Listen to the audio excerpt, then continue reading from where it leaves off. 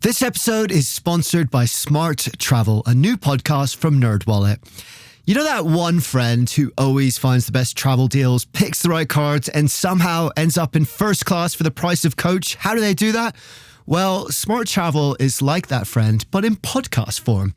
They cover all things travel finance, like which travel cards earn their keep and which are just heavy, shiny metal, and planning group trips that won't ruin your budget or your friendships.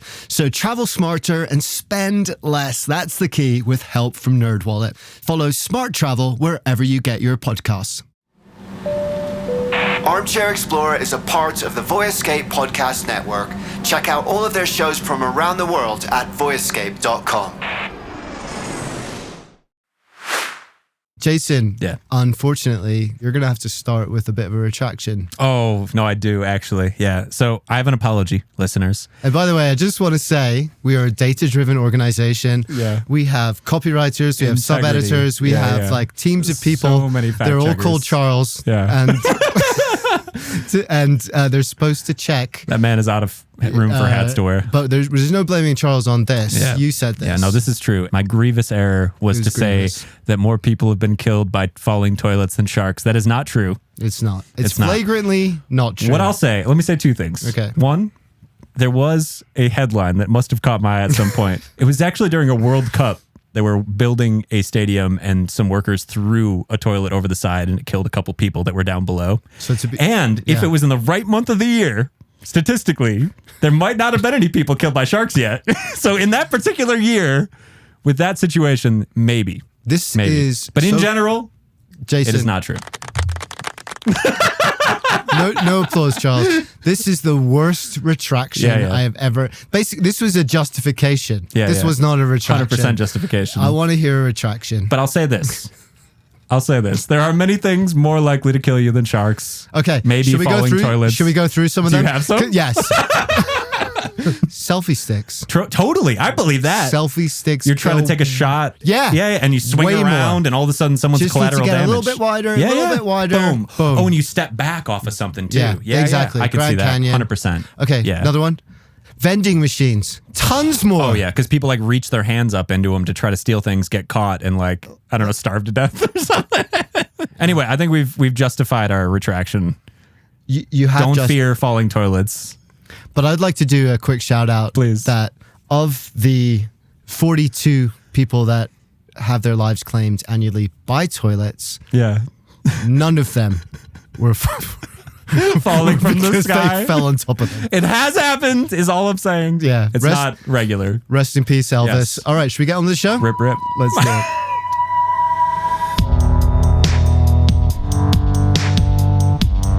Hey guys, welcome to Armchair Explorer.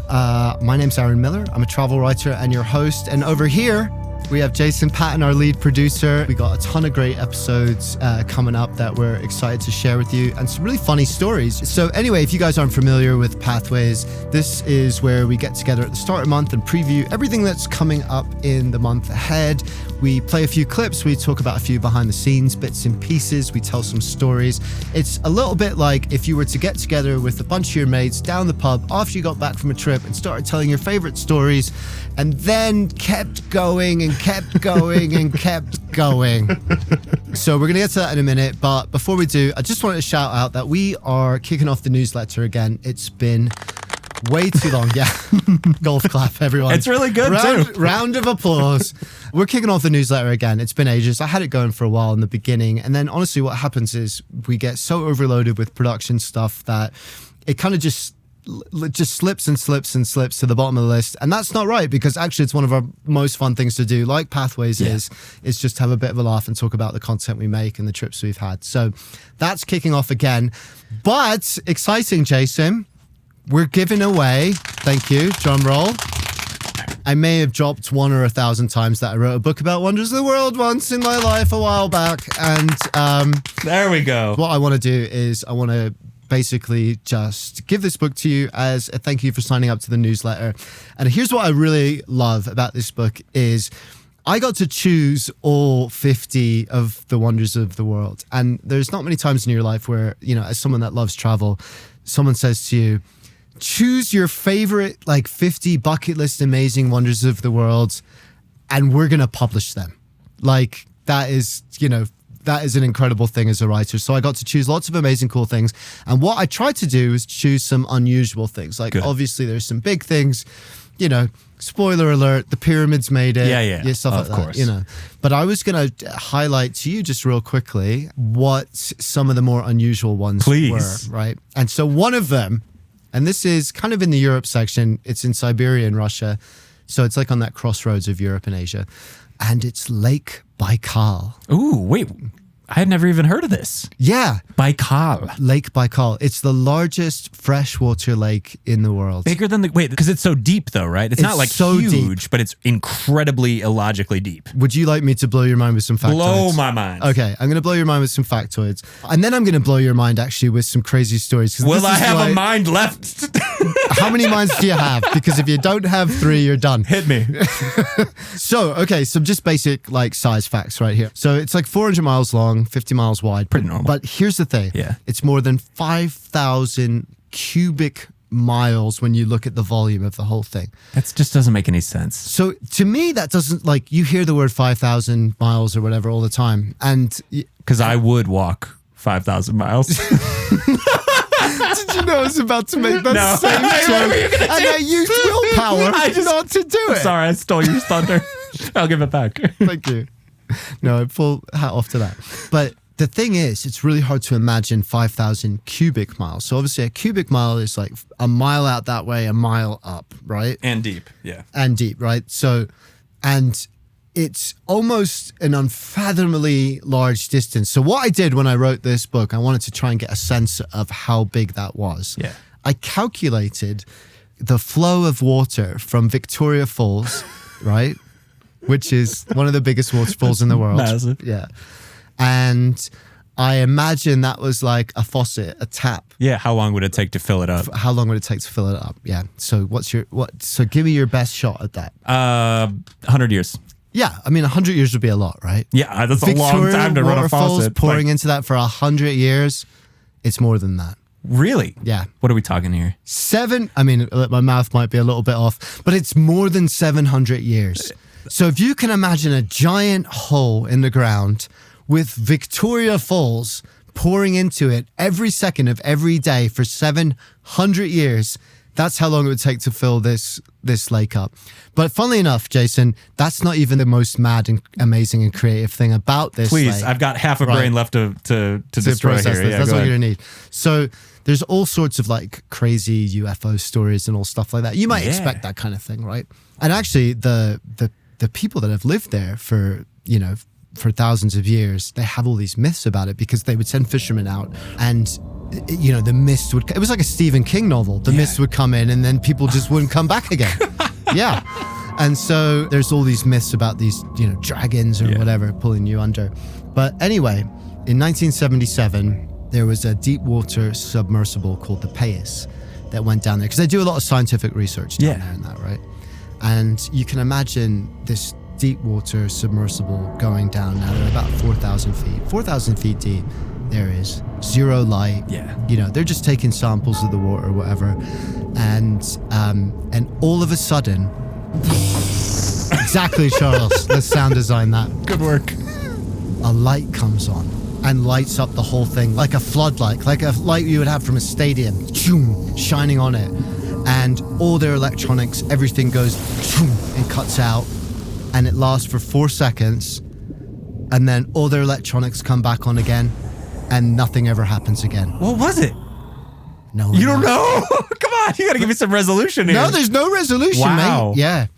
But the cool thing about this is if you were to hide an alien spaceship, where would you hide it? In that lake, In probably. the bottom of that bloody lake, Yeah. wouldn't you? Yeah. So anyway, guys, I just wanted to share that story because it's stories like that I hope will make this book interesting to read, and hopefully it will spark some wanderlust in you guys too. So all you need to do is go over to armchair-explorer.com or click the link right here and sign up for the newsletter. We do lots of cool and fun stuff.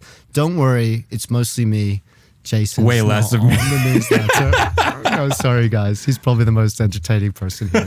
All right, Jason, what's the first clip and what's kicking us off? Yeah, we are taking a trip straight into Oregon today. We are excited to share episode 2 of our new season of the Hidden Trails of Oregon. It's all about the Pendleton Roundup. And obviously, you know it well. We got to dive into this world entirely. How much fun do we have there? It's insane. It is a party. It's a festival. And this is a particular rodeo that has a certain stature, even in the rodeo crowd, because it's extra dangerous.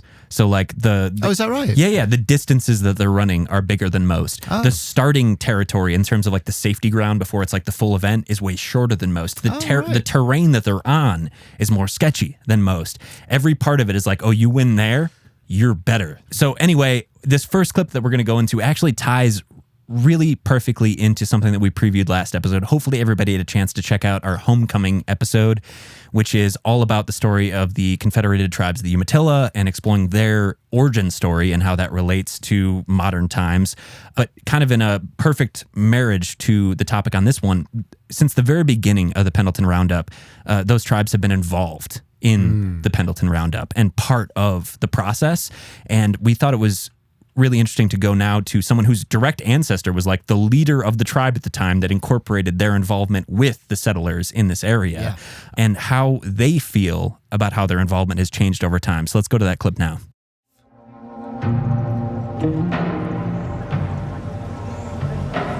In the history books, it's all written in there. You know, you look to the east and here's the cloud of dust coming to town. It was led by Chief Black Hawk, and that was my paternal great-grandfather. So we've been involved since the inception of Pendleton. This is Tony Minthorn of the Confederated Tribes of the Umatilla standing at the gates of the main stadium. As a kid, Tony was Princess in the Happy Canyon pageant, a portrayal of native life before and after the arrival of white settlers, with about 700 other performers and a live orchestra.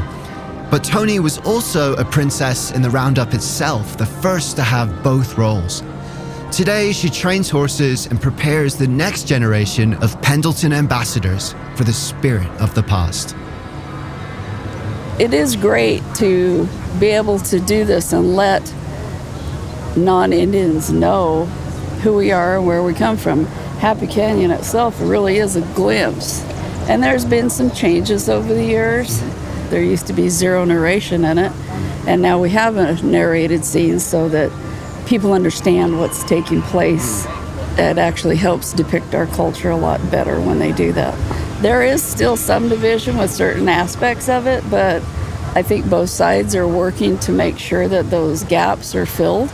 We are all here in this community. Everybody helps each other and to make it the best there is. And that's exactly what Tony does, because what she's doing nowadays is she's like training the people that do these insane performances on horseback at the start of every day at the Roundup. They're riding out in full regalia and jumping on stuff and all that. It's insane. And she like gives them the confidence. And these are all young people doing this too. She gives them the confidence to roll out there in front of thousands of people. One of the things that makes Pendleton unique is the fact that there's no advertising boards. No, there's no big billboard. You know, there's no LED people screens. selling stuff. No. It's just like old fashioned. It's the real deal. Yeah. And it's real. It's the Old West. We'd always try and like immerse ourselves in the experience.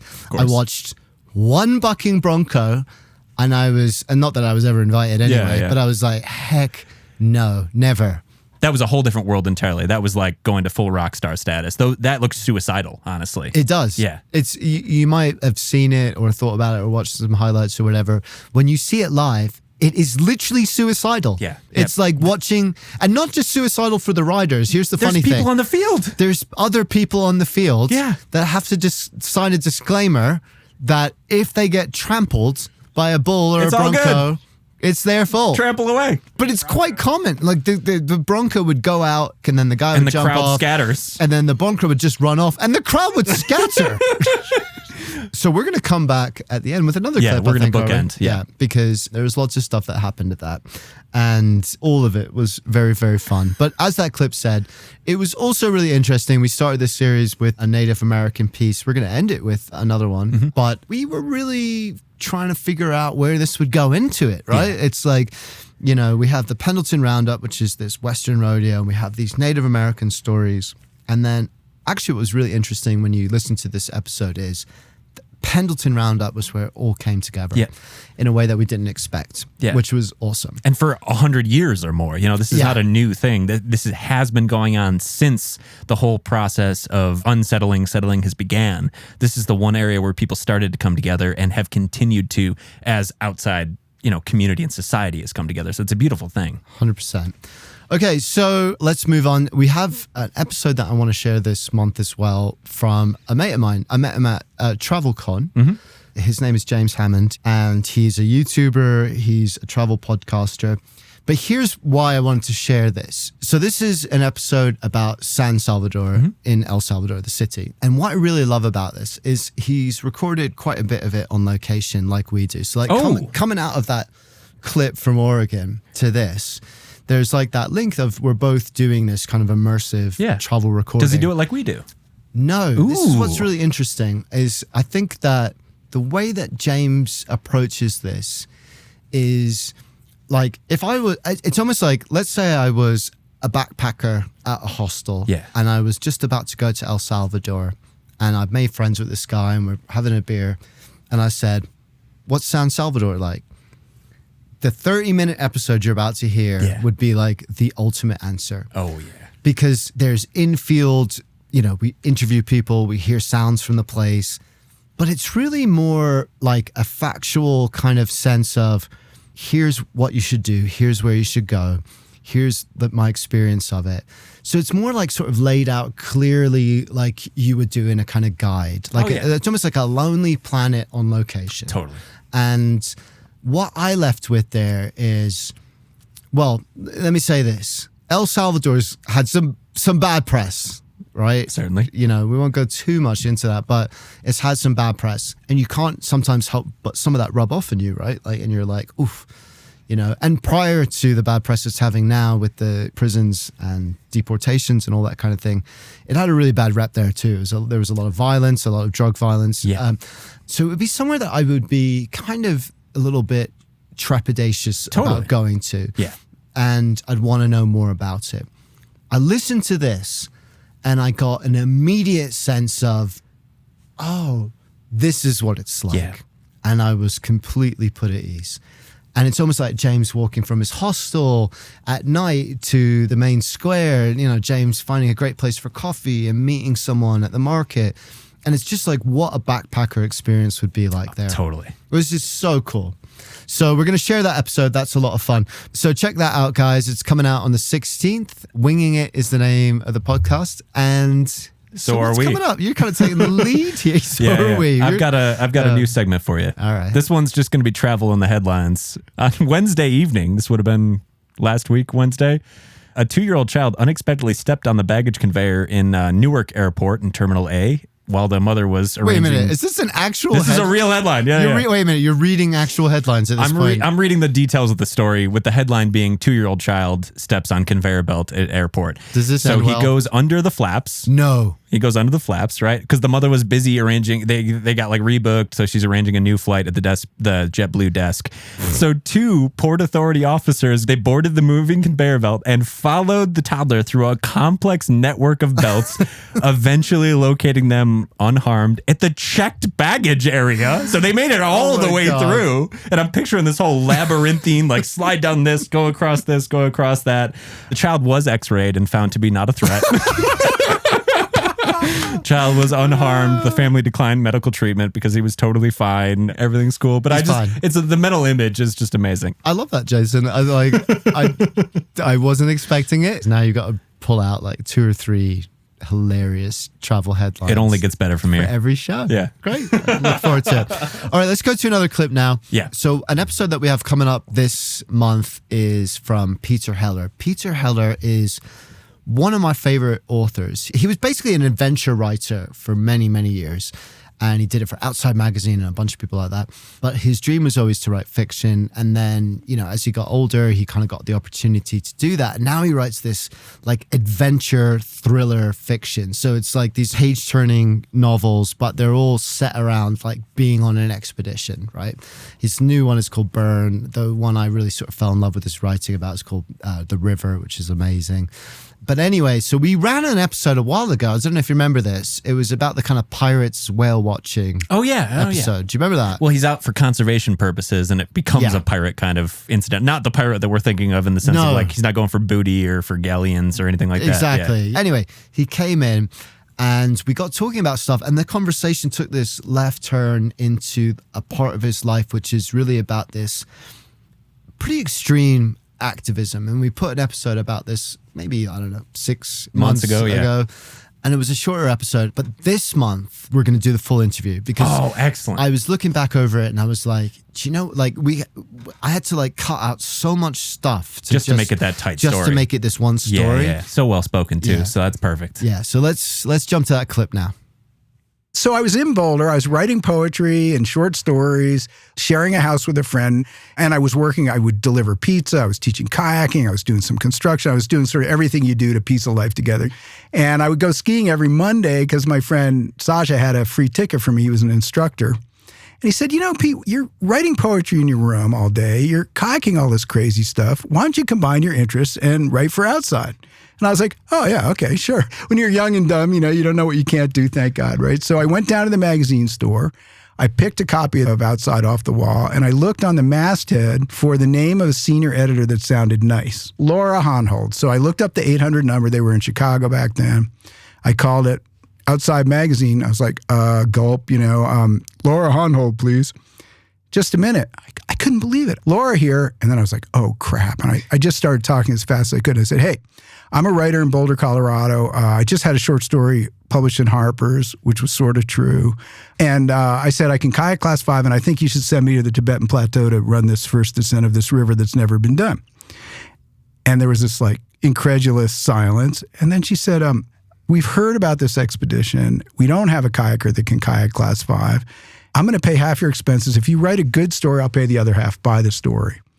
And that was the beginning. You know, I went on with all these pro river runners off to very far western Sichuan, right up against the Himalayas.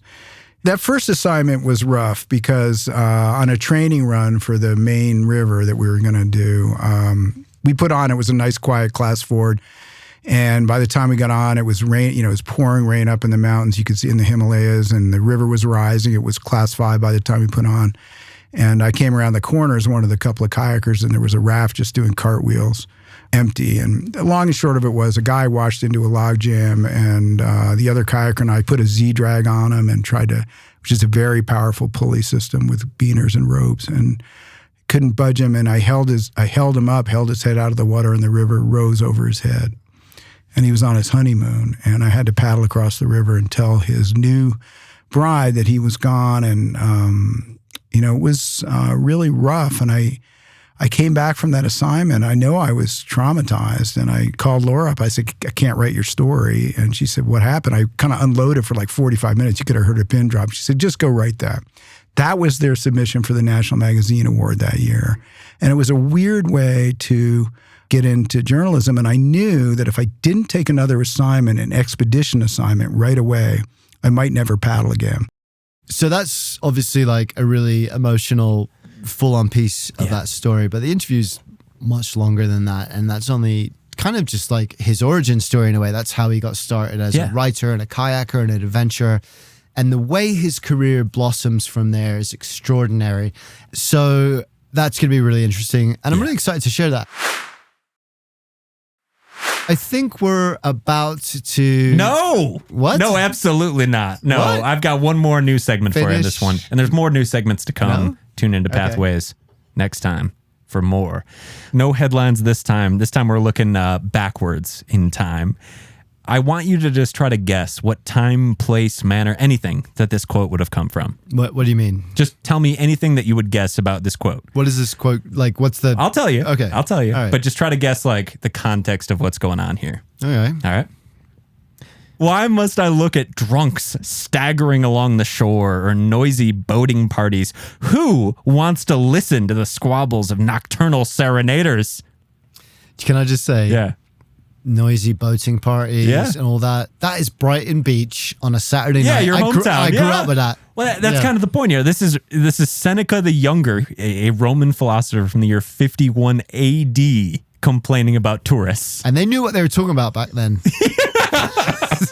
So my point here is that tourism is tourism and blah, blah, blah, blah, blah. But what we're going to get into in this is graffiti. The pyramids, long story short, were old when Romans were going to see them as sightseers, as tourists. Wow, doesn't that bring it into context? By 1500 BC. Wait.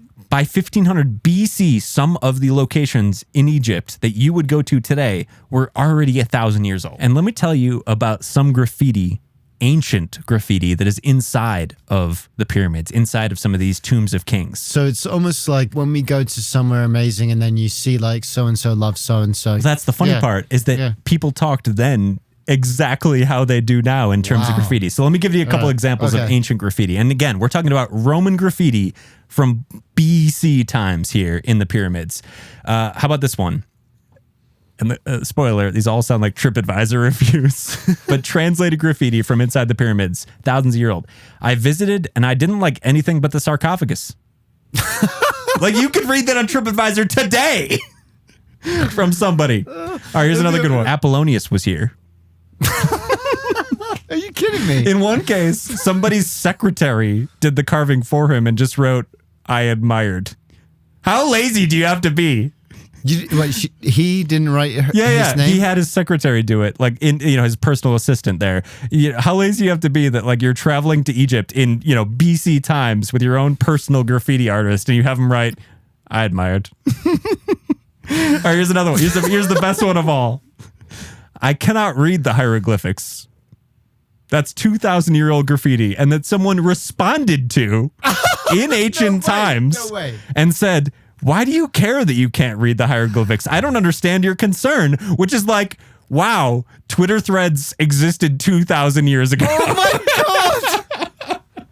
So that it's like blows my mind on so many levels. First of all, people never change. Like the format has changed, but no one's ever changed. Just like scribbling, like someone wrote something wrong on the side of the sarcophagus. I have to correct them. Yeah, if there was a comments field. Literally. Yeah. That's what they're doing. Yeah. They're just like so motivated to correct the other person, which cool. Let me throw a little twist on the story though for you. Okay. The twist is that this has been kind of like a avenue of insight for scholars because something you don't get in general, in terms of like ancient writings, things that have survived thousands of years, is like perspectives of women and people that weren't in positions of power in general, whether it was they never got minorities. published. Literally, because the only people that were writing stuff down in a way that got kept was going to be like kings and emperors and that kind of thing. So archaeologists have found this incredibly valuable in terms of just getting the mildest perspective on everybody else is looking at ancient graffiti. For example, something that was written on the Colosseum, Methe, a slave of Cominia from the town of Attila, loves Crestus, which is like the equivalent, the ancient equivalent of like that classic like heart on the tree with like I feel like R plus J. I do feel like you're taking the piss out No, of that's me. real. Really? And nothing ever changes. Here's another one. Another one from the Colosseum. I want to break Venus's ribs. Venus, the god of love. I want to break Venus's ribs. If she can pierce my tender heart, why can't I break her head with a club? Which is like, all right, you got broken up with the night before you wrote that. I get it. I love it though. But just like, classic graffiti, the same thing that people are writing with spray paint today. Here's what raises, I feel like the ultimate question here is like, what's the difference between graffiti and history? If you're just talking about the psychological impetus of putting that down, it's frighteningly similar. Yeah, well, that's just like pure humanity. Similar. I would argue that it's very similar to the human urge to reproduce. Is like this idea of like I can put something down that carries my lineage on through the ages after I'm gone. It's the same urges that drives us to write books, things that will survive past us. 100%. Because like, what are we going to assume that we are in a couple of thousand years have gone beyond those basic human urges that have been evolved for hundreds of thousands of years? That's the thing. And so what's really interesting about that is like when you look at history, right? Let's take that information that you just shared with us and then let's go back to say the wonders of the world. Let's go back to that and say, okay, so what that perspective gives me is the current immediate sense of what it was like to be there, right? Yeah. Like most of what you see from the ancient world are like these great monuments that have lasted forever. And you're so left you with sort of wonder. assume that that's reflective of that culture. But of course, that's not reflective of that culture. Well, it is, but it's just like also they were also just like you and me. Exactly. That's like not reflective of the everyday person. No, not in the that individual. culture. The individual person was just as conflicted and argumentative and like drawn to romance and writing. I love this other person on the side of a wall. Exactly. Yeah. Like Cressius loves Socrates. Polonius. Yeah, exactly. I love that. That's classic, and it's today, and that's a continuing line. So let's put some stuff in the show notes or something about that, about how people can kind of check out more about that. That's a really cool idea. Yep. I love that. And we have one more segment that we want to go to today. We're coming back to the Pendleton Roundup for our like full bookending of the episode. And I'm sorry, listeners, I do not want to give away the conclusion on this one, but we're going to give you the full setup to it because there was one event in particular that was the wildest, combination of everything else that was going on. Not just involving the hopping on an animal, not just involving like the distance of running or something, but like doing it over and over again without saddle, without any gear at all, without, anything, just hopping bareback on a horse. Like for a behind the scenes piece, I just want to say this. Because it's very connected to that first clip that we showed with Tony Minthorn. Right. How did we get from there to there? So basically we were chatting with Tony Minthorn and then we sort of asked, because we knew this event was like a highlight, but we had no connections with anyone that did it or whatever. And she said, I can take you there. So we jumped on this golf cart with Tony. With her, driving, And we drove behind the scenes, behind the whole rodeo, like through horses, through what they call the teepee village. And then we get to this like camp of RV, like tents and camper vans. And she just drops us off and is like, okay, see you, like that. And, and we didn't know what to see or what to do. And I will say this, it's like, this was a great example of a lot of the time when we're doing a story where we'll get dropped into a place that maybe you feel a little uncomfortable about to begin with. And certainly in this instance, I think we felt, I don't know if you felt like this, I felt a little bit like we were like intruding upon someone else's space. Yeah. Because it's not just about like the tribal identity of it. So anyway, let's go to that clip now. There's danger to both. Here, I mean, you're jumping on a horse and they're just letting you go, so you got to hold on and even coming out. And that's not even trying to stay on the horse coming around the track. So, and then I've always been told the faster you go, the smoother it is. So I always, that always helps me. They just tell you. Yeah, it's to an extent it is. Yeah. That's so cool. Have you ever fallen and hurt yourself? Oh yeah, plenty of times. I got scars all over my body for it.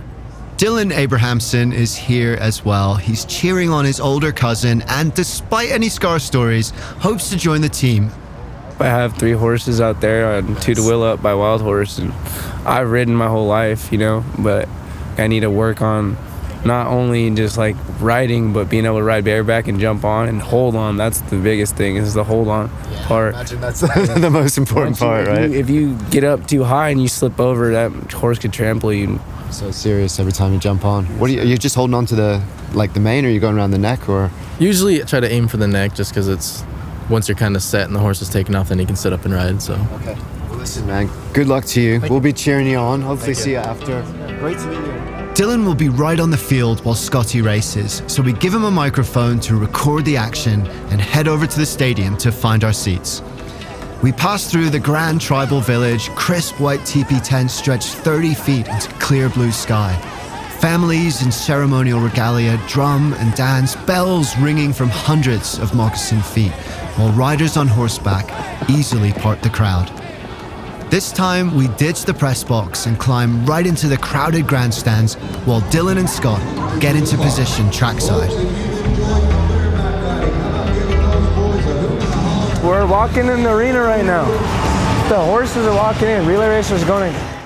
And to be honest, this clip doesn't really do justice for the scene that these kids created for us, because basically we chatted with them, we found them there, they kind of welcomed us into their community, and then they agreed to take a microphone with them.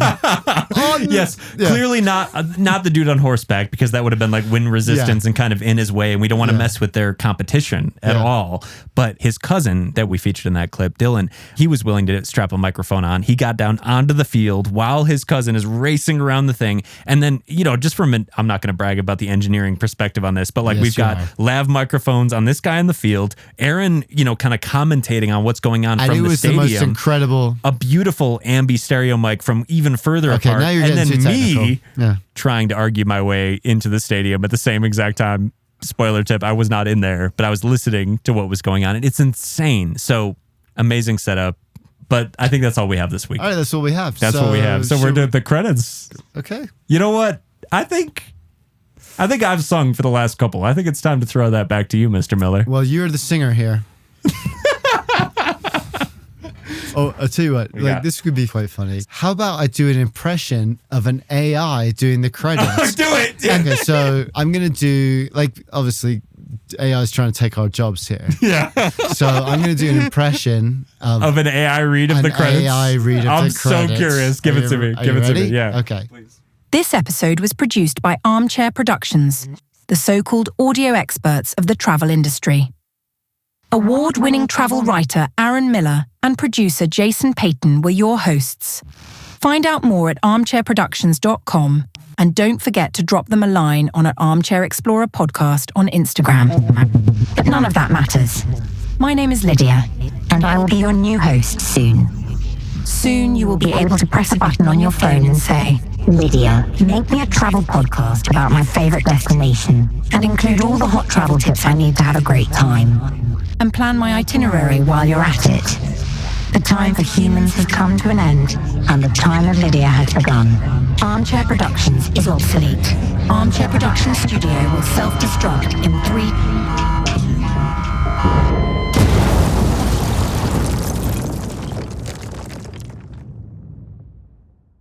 Quick question. Do you want travel tips from people who have actually been there? Our show is co-hosted by Tim Johnson, an award-winning travel journalist who's been to more than 145 countries around the world. And I'm David Brody, the other co-host who's been travel podcasting for 20 years while traveling to 50-plus countries around the world. In about 10 or 20 minutes per show, we break down a destination with the kind of insight you usually only get from long guidebooks or hours of research. So if you want expert advice, zero fluff, and travel inspiration that you can actually use, search for Travel in 10 wherever you listen to podcasts, or you can also find us at boyescape.com. Hi, I'm Pauline Fromer, host of the Fromer's Travel Podcast. We post new episodes weekly, detailing the kinds of money-saving tips and cultural insights that will make your trips richer without making you significantly poorer. We do so by interviewing real travel experts like TV host Samantha Brown, Fromer's authors from around the globe, and such public figures as Free Solo's Alex Honnold. It's a fun travel party. I hope you can join us.